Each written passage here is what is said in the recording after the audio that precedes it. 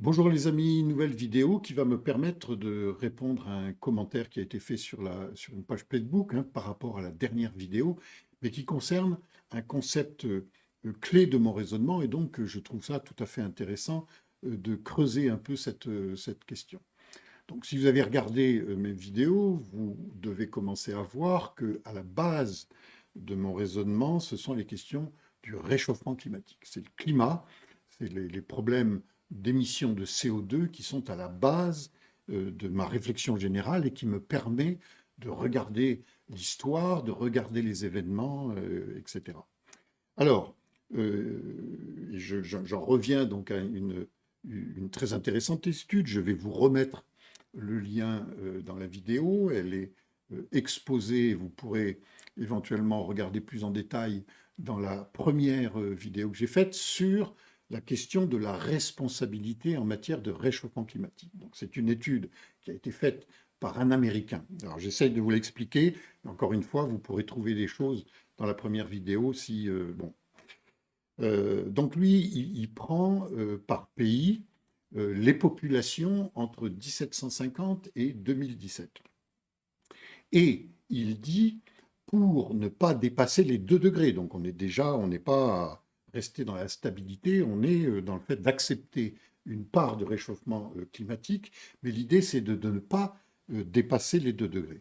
Et pour ça, donc il calcule le volume de CO2 dont l'humanité dispose et il le répartit équitablement entre tous, ce qui fait que pour chaque pays, on va avoir un quota en fonction donc de sa population. Et ensuite, il suffit de regarder par rapport à ce quota de données, les pays qui ont dépassé ce quota, et donc la partie qui dépasse, eh ben, c'est une partie qui est responsable du réchauffement climatique et au-delà des 2 degrés.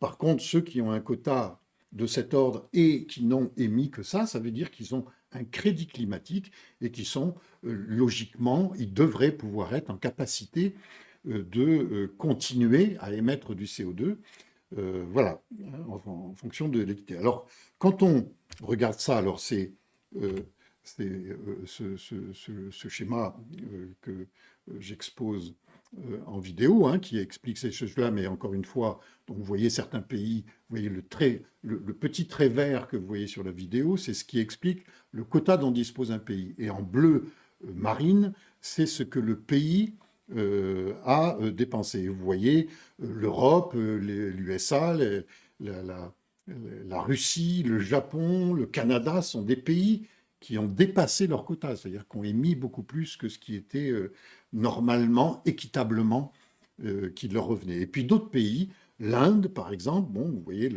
un gros écart entre le petit trait vert et ce qu'elle a réellement émis, sont créditeurs, donc c'est des pays qui normalement, si on a ce raisonnement d'équité, devrait pouvoir continuer à émettre du CO2. Mais le raisonnement va plus loin parce qu'il dit que donc, les pays qui sont responsables du réchauffement climatique devraient non seulement diminuer, devraient non seulement donc diminuer leurs émissions, mais devraient aussi reprendre, donc faire de la capture des CO2, c'est-à-dire sur les volumes qu'ils ont dépensés au-delà, ben, ce serait bien qu'ils reprennent ce CO2 pour permettre aux pays qui, eux, n'ont pas utilisé leur quota, de pouvoir continuer à se développer, parce que souvent, émission de CO2, c'est lié au développement. Alors, quand on regarde les pays qui sont responsables, voilà, les pays qui sont responsables du réchauffement climatique, on s'aperçoit qu'à 92%, ce sont les pays de ce qu'on appelle le Global North, c'est-à-dire les États-Unis qui, à eux seuls, sont responsables de 40% du réchauffement climatique. L'Europe, ensuite, 30%. Alors, c'est l'Europe des 28, ça veut dire ça intègre la Russie, l'Ukraine, donc les pays de l'Est. Le Canada, Israël, l'Australie, la Nouvelle-Zélande et le Japon. Donc, c'est ça le Global North, responsable à lui seul de 92% des émissions. Ça veut dire que tous les autres, ce n'est que 8%. Et donc, pour moi, dans mon raisonnement, c'est ce que j'ai mis du coup après en relation avec cette carte. Cette carte, elle est l'Europe au cœur d'un monde sanctuarisé, hein, ça veut dire tous les pays, toutes les régions du monde qui protègent leurs frontières en empêchant les gens de rentrer. Et ce qu'on retrouve là, eh ben, ce sont les pays du Global North, enfin, à part la Russie et une partie d'Europe de l'Est, mais ce sont tous les pays de ce Global North responsables à 92%. Donc non seulement on est responsable du réchauffement climatique, ce qui fait bien entendu notre prospérité, mais on empêche les gens de rentrer. Et puis, surtout, alors, peut-être les situations sont un peu différentes à droite à gauche, mais on ne veut pas toucher à nos modes de vie. Donc on essaye la croissance verte, illusion, mais bon, voilà.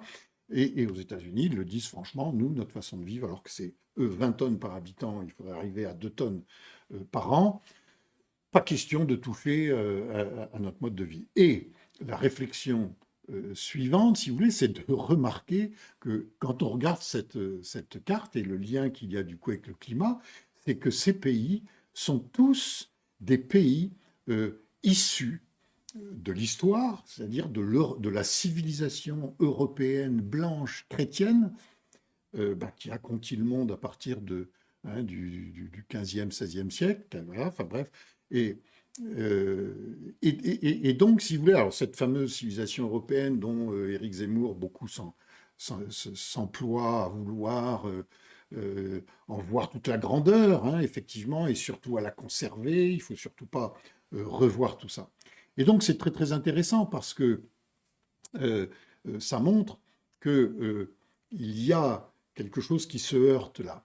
Il y a à la fois, d'un côté, la question du climat qui pose la nécessité, c'est ce que j'argumente dans ma première vidéo, la nécessité pour les pays riches qu'on retrouve là, c'est le Global North, hein, le Japon, l'Australie, enfin bref, toute la liste que je vous ai dit tout à l'heure, ce Global North, la nécessité de la décroissance, donc de diminuer nos émissions, de changer nos modes de vie pour diminuer les émissions. Et cette notion de décroissance vient percuter, je pense, la notion de déclin, c'est-à-dire que ceux qui brandissent la civilisation européenne chrétienne, voilà, qu'il faut retrouver la grandeur, sont des gens qui ont peur d'une forme de déclin. Donc voilà, donc ça sera un sujet qu'il faudra certainement traiter à l'avenir, cette notion décroissance, déclin.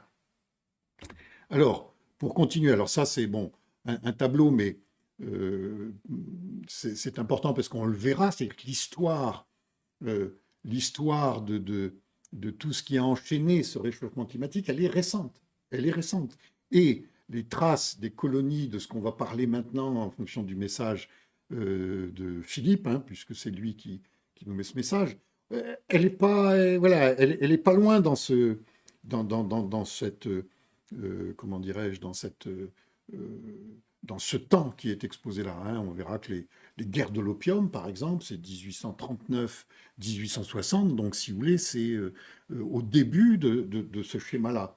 Et voilà, bon, on continuera à en parler après. Alors, voilà le message de Philippe. Donc, on va regarder déjà la première partie. Donc, il nous dit « Les civilisations gréco-romaines, perses, arabes, turques, chinoises, japonaises, indiennes ont pratiqué l'esclavage de millions d'hommes pendant des siècles.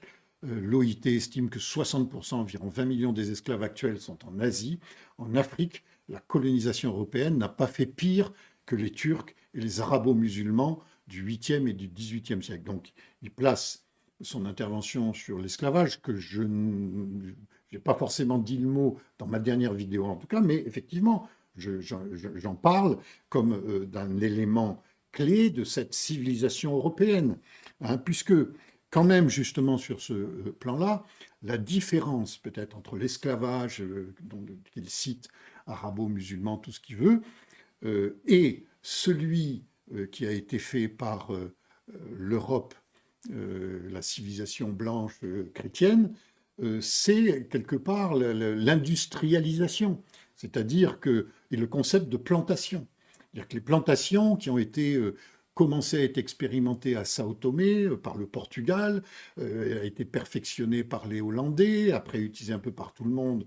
Voilà, ça a été une base qui a posé une exploitation semi-industrielle, on va dire, de la canne à sucre, du tabac, voilà, peut-être du café et du coton, hein, voilà, qui a posé les bases d'un démarrage de l'industrie de cette civilisation européenne et donc de sa richesse. Et là, voilà une autre illustration. Là, c'est enfin une colonie, ou en tout cas non, une plantation en Amérique, hein, donc l'Amérique étant presque le summum, l'aboutissement de cette civilisation européenne. Alors, effectivement, après, on peut, hein, quand on essaye d'avoir une analyse, on est constamment à faire des allers-retours entre un microscope qui va regarder les détails, et là, on va différencier.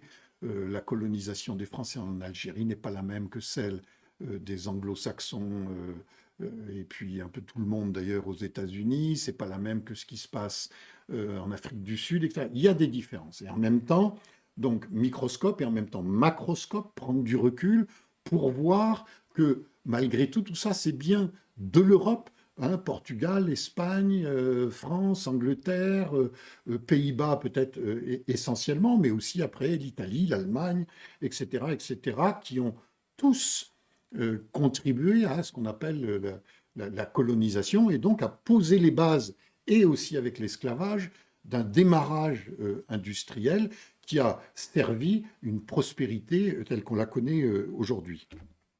Alors, un autre point, c'est-à-dire effectivement donc l'esclavage d'un côté, mais c'est aussi la ségrégation. Dans son message, il dit effectivement que on n'est pas les seuls à faire ça.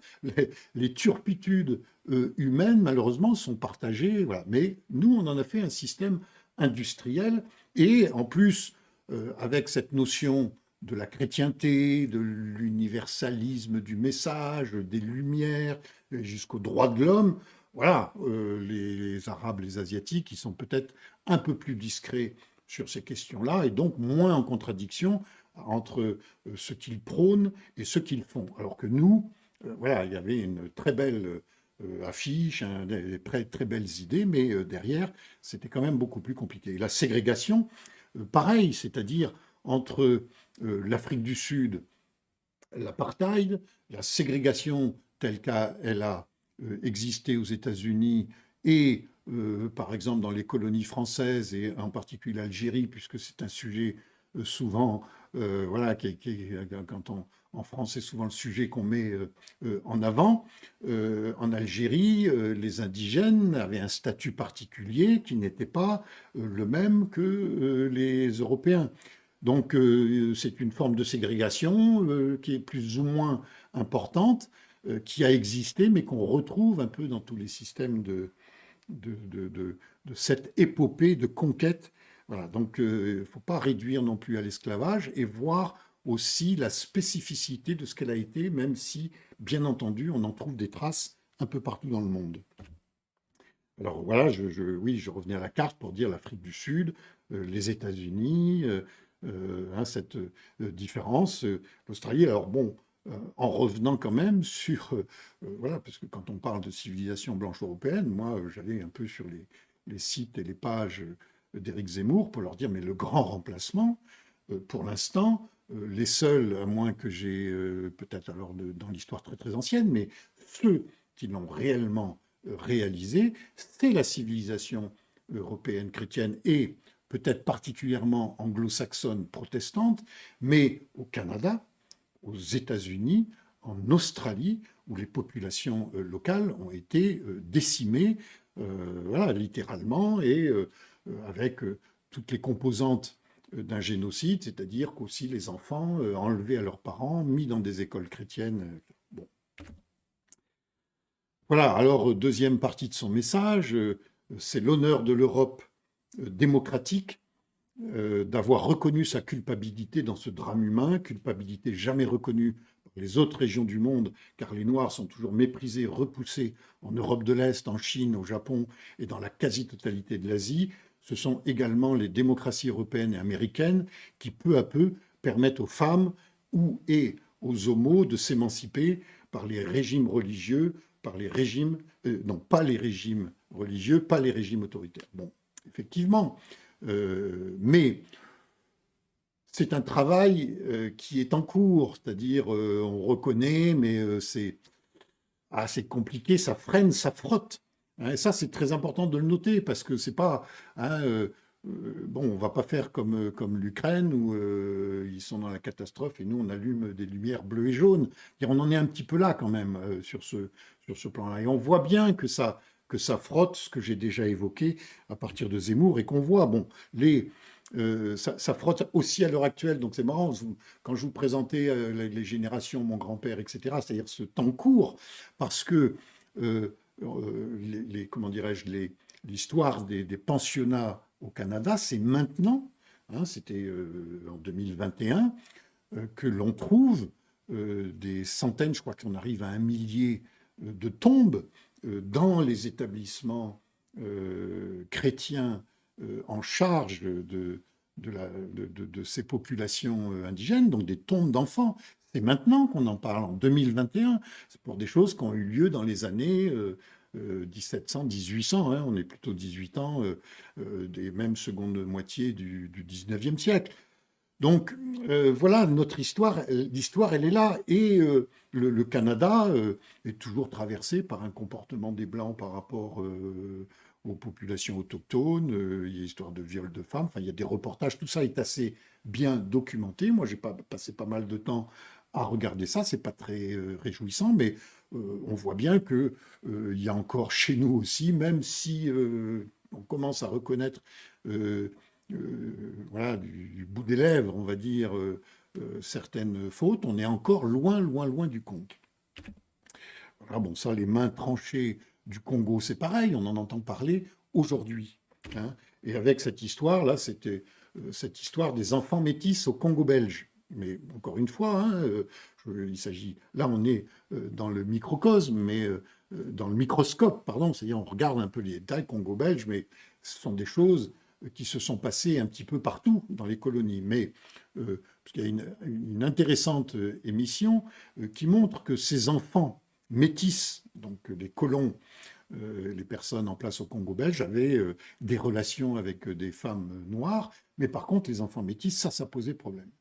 Parce que la race blanche supérieure qui vient amener la civilisation, pas question de se mélanger. Et donc ces enfants métis ont été mis, bon, école chrétienne par exemple, et avec des histoires qu'au moment de l'indépendance, il faut voir donc les récits des personnes, puisque les personnes qu'on voit sur la photo en quelque sorte, mais ils sont toujours vivants en Belgique.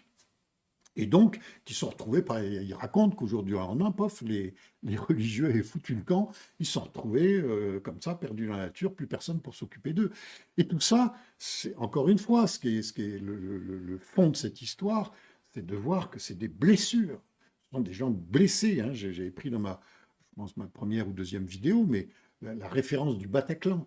C'est-à-dire qu'on s'aperçoit que des histoires comme ça, et donc, que penser des mains coupées, de toutes ces histoires-là? C'est des blessures, c'est des gens qui ont du mal à se construire, c'est des gens qui se construisent avec l'idée qu'ils sont de la merde, parce que eux, ils n'ont pas le droit à des parents, on les abandonne, il y a des histoires de, quand ils sont amenés en Belgique, de faux papiers, de trucs, enfin bref, d'identité qui sont considérables et de souffrance pour se construire en partant avec ce handicap-là. Bon.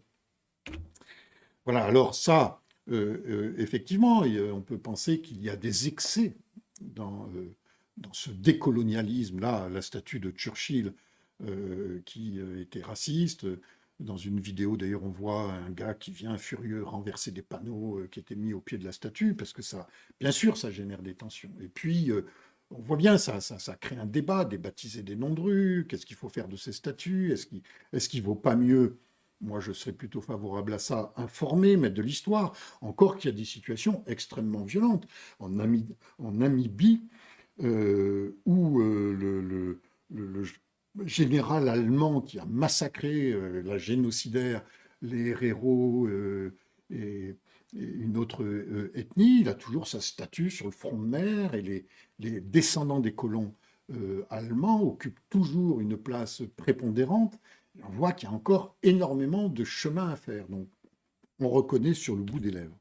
Et puis ça, c'est une photo à Charlottesville, donc aux États-Unis, où il y a eu une manifestation suite au déboulonnage de la statue du général Lee, hein, sudiste, esclavagiste, etc., qui a voilà. Et voilà, hein, c'est l'extrême droite allemande, et on voit bien que du coup, commencer à faire des excuses, oui, mais que ça réveille aussi le suprémacisme blanc. Trump a été voilà, puis mais Trump, Zemmour chez nous, c'est exactement pareil, hein. C'est-à-dire que quand quelqu'un vient tenir ce genre de langage, ça donne une légitimité. Je crois d'ailleurs qu'on a vu un certain nombre de personnes qui, du coup, allaient se balader avec leurs armes, postaient des vidéos, etc. Parce que le discours de Zemmour les encourage à se montrer comme le discours de Trump, hein, qu'a dit qu'à Charlottesville, où il y a eu une voiture hein, qui a percuté la foule, où il y a eu un mort, etc., où ils ont crié mort aux Juifs, enfin bref, des slogans antisémites, Trump a dit bon, qu'il y avait des gens bien des deux côtés. Et on voit ce que ça a donné avec l'assaut du Capitole, et je vous dis, c'est pas terminé. En ce moment, l'Amérique conservatrice est en train de remettre très fortement ses valeurs, j'allais dire moi, suprémacistes blancs, parce que quand on fait du découpage électoral comme ils le font pour isoler les populations noires, etc., parce qu'elles votent plutôt démocrates et faire en sorte que même quand il y a une population relativement égale, il y ait plus de sièges républicains que de sièges démocrates, bah, je veux dire, on est en train de relancer ce suprémacisme blanc. C'est d'ailleurs particulièrement intéressant aux États-Unis. Il y a eu un reportage, malheureusement, je pense il est plus disponible, mais qui montre, moi je fais partie de la génération, quand j'étais jeune enfant, mon père nous avait emmené voir Alamo, le film avec, je ne sais plus, il y a Steve McQueen, enfin tout un nombre de vedettes où on voit des Américains résister contre, alors, ils ne sont pas très nombreux, contre une foule de... Voilà. Je veux dire par là que les Américains en particulier ont créé une forte légende. Or, dans ce reportage tout à fait passionnant, parce qu'on voyait des populations métisses locales de tous ces pays-là, ça montre, si vous voulez, la Alta California, tous ces territoires qui étaient des territoires mexicains, avant que les États-Unis s'en emparent. Voilà. Et du coup, c'est doublement intéressant parce que le Mexique est issu de la colonisation espagnole et que si cette colonisation a été très brutale, comme la plupart des colonisations au début, avec énormément voilà, de meurtres, de génocides, etc., petit à petit, ce sont des colonisations qui se sont métissées, où les colons ont fondé des familles avec des indigènes, etc. Et il y a eu une plus large acceptation d'un métissage que dans les colonisations anglo-saxonnes. Et donc ce reportage, il y a deux choses qui m'ont frappé, mais que quand les États-Unis se sont emparés de la Alta California mexicaine, le gouverneur était un métis, d'une part, et puis eux, ils ont décrété que toutes les personnes de couleur n'avaient pas de droit, je ne sais plus comment on appelle ça, mais enfin bon, étaient quelque part discriminées. Et on voit des populations dont la culture a été du coup laminée, hein, puisque cette culture n'avait pas le droit de citer, et bien on les voit dire, mais c'est pas nous qui avons traversé la frontière, hein, puisque ça a été les discours de Trump, hein, c'est on met barrière et vous ne voilà arrêtez les gens qui viennent. Mais il dit mais nous c'est la frontière qui nous a traversés. On habitait là avant les colons blancs américains esclavagistes, hein, parce qu'à l'époque c'était ça, hein, le Texas. Quand les Américains et El Alamo, c'est les colons esclavagistes qui voulaient étendre leurs terres du côté de la partie du Texas qui était mexicaine, et puis au bout d'un moment, qui se sont emparés de ces terres. Et ça, c'est pas raconté dans Alamo. Hein, voilà. Donc c'est tout ça pour montrer que cette histoire-là, bien loin de ce que nous dit Philippe, on commence, mais on est vraiment au tout début, on est encore dans des légendes, on est encore dans des histoires, et dans cette percussion, nécessité d'une décroissance, on est responsable à 92% du réchauffement climatique. Et donc on devrait diminuer et puis recapter du carbone. Pourquoi on ne le fait pas? Parce que ça rapporte rien, parce que ça coûte de l'argent. Hein. C'est vraiment le genre de truc, vous ne vendez pas le carbone que vous captez. D'ailleurs, peut-être pour ça qu'on ne le fait pas. Si ça pouvait se vendre, là, je peux vous dire, ce serait, hein, le truc serait rapidement résolu. Voilà, donc on est dans dans cette tension, mais où domine largement l'idée de ne rien toucher, on continue et on réveille la grandeur de la civilisation. Voilà, alors fin du message. Donc nos erreurs passées ne justifient pas la vengeance des Russes et des Chinois. Ça, j'y fais allusion parce que je parle de l'humiliation subie par ces populations-là. Donc ne justifie pas la vengeance des Russes ou des Chinois. Est-ce que l'Inde veut punir le Royaume-Uni de siècles de domination? Est-ce que l'Afrique du Sud veut tuer tous les Blancs qui ont imposé l'apartheid? Est-ce que Israël veut écraser l'Allemagne à cause du nazisme? Est-ce que j'en veux aux Allemands qui ont tué mon grand-père et retenu mon père captif? Bon, oui et non.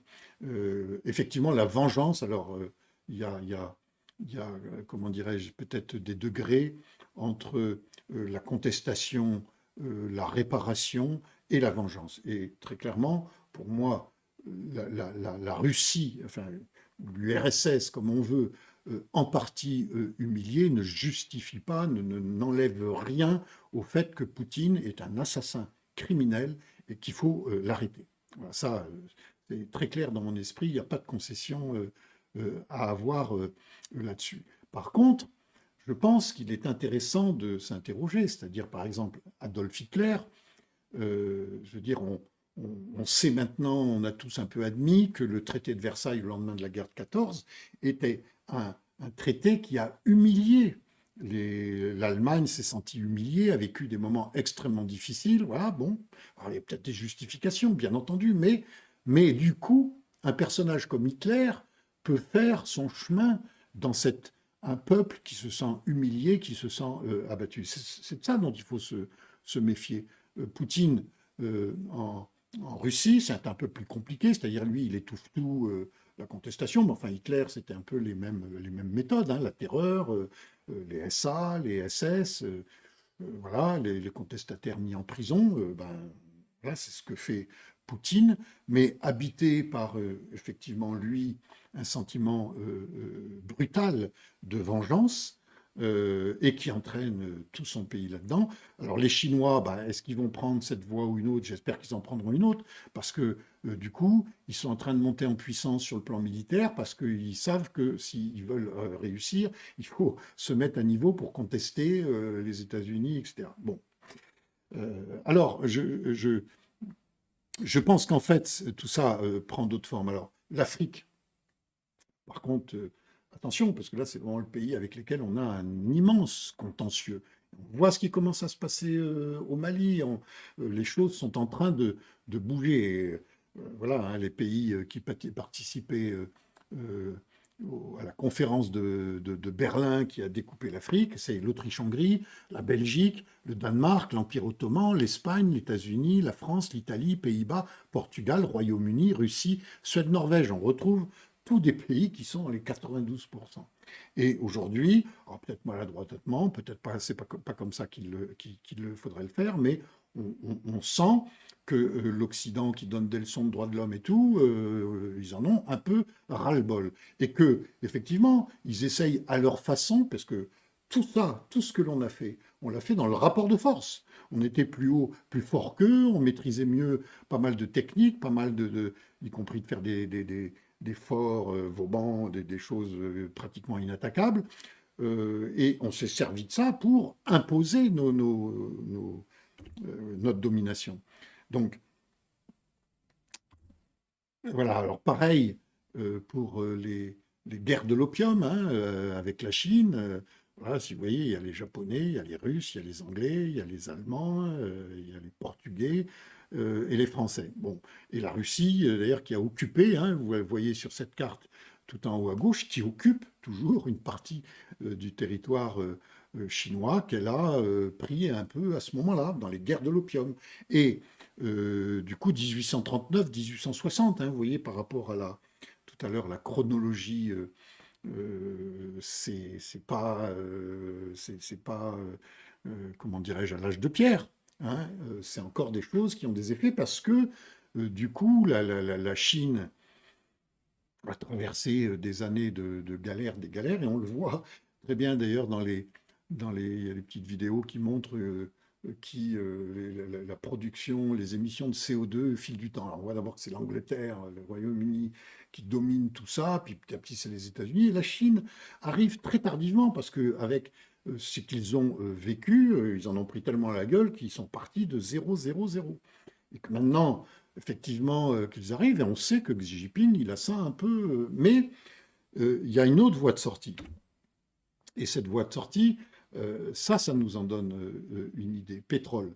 L'Inde se tourne vers la Russie au risque d'agacer les États-Unis. Voilà. Ben oui, mais c'est déjà un front qui est en train de se constituer. J'en reparlerai parce que c'est.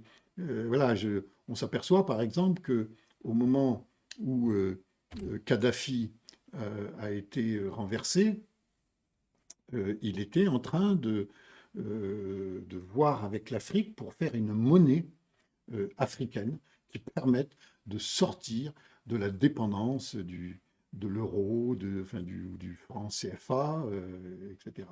Qu'au moment où l'Irak a été envahi par George Bush fils, quelques mois avant, Saddam Hussein avait décidé de vendre son pétrole en euros, c'est-à-dire de sortir de la domination du dollar. C'est un sujet que j'ai déjà abordé, parce que très clairement, les États-Unis utilisent leur hyperpuissance et l'hyperpuissance du dollar pour nous soumettre à ce que eux décident unilatéralement. Et on a vu les amendes colossales de BNP Paribas, etc., enfin des multinationales françaises, dès lors qu'elles se permettent de commercer avec des pays dont les États-Unis ont décidé tout seuls dans leur coin, sans nous demander notre avis, qu'ils ne méritent pas, qu'on a donc l'Iran, et quand Trump casse l'accord nucléaire qu'on essaye là de reconstruire, et ben, on est prié, nous qui utilisons le dollar, de suivre ce diktat des Américains. Et là, il y a un grand mouvement qui est en train de se...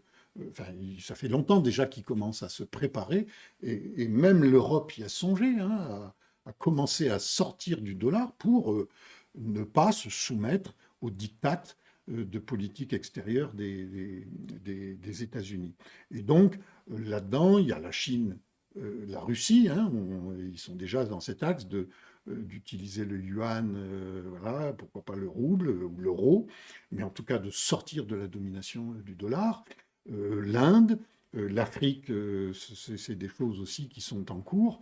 Voilà, et ça, effectivement, c'est quelque chose d'assez fondamental et certainement plus intéressant dans la méthode que la guerre telle que Poutine la livre, avec forcément les populations civiles au centre qui en prennent plein la gueule. Bon, voilà, en tout cas, si vous voulez, cette carte, pour moi, elle a une histoire qui est ce lien qu'il y a entre l'Europe chrétienne, blanche, alors chrétienne, catholique et protestante, mais qui s'est, comment dirais-je, a eu un impérialisme pour conquérir le monde, installer sa puissance et son pouvoir, avec les États-Unis qui sont l'aboutissement, peut-être le modèle qui aujourd'hui domine largement toute la sphère économique, et cette Europe, c'est tous ces pays qui sont construits dans la violence, nous venons de le voir, avec des grands remplacements, eh bien, elle est responsable à 92% du réchauffement climatique. Et on voit bien qu'on est aujourd'hui dans ce passage où on a un mal fou à sortir du concept de croissance, on a un mal fou à dire ben, il va falloir remettre en cause notre confort, et que du coup, ça génère énormément de tensions. On est obligé de mettre des barrières pour que tous les gens qui galèrent dans leur pays eh bien, viennent profiter d'un peu plus de facilité. Voilà, on est pour l'instant au cœur de ces tensions-là. Et pour finir, le message à faire passer, c'est que tant qu'on n'arrivera pas à revoir ça, donc aller bien au-delà de OK, on a mal fait des choses, mais on continue pareil. Non, c'est d'aller beaucoup plus loin, reconnaître une responsabilité. Et d'où l'importance de ce travail intérieur. Ce n'est qu'en reconnaissant la réalité des choses qu'on pourra peut-être accepter de dire bah oui, il faut qu'on partage, c'est plus possible, on ne peut pas rester dans cet élan-là, dans cette énergie-là, dans cette domination-là. Voilà, bah écoutez, j'aurai l'occasion d'y revenir parce que euh, c'est ce regard-là dont on est encore extrêmement loin, et du coup c'est assez inquiétant. Parce que tant qu'on n'acceptera pas ça, je veux dire, les perspectives, c'est des guerres, c'est des conflits, c'est des famines, bon, c'est la merde, quoi. Bon. Donc voilà, enfin, bon, moi après je fais mon truc, ouais, sans trop d'espoir que ça fasse bouger les lignes, mais je le fais, ça me fait du bien. Voilà, ben écoutez, à une prochaine, prenez soin de vous.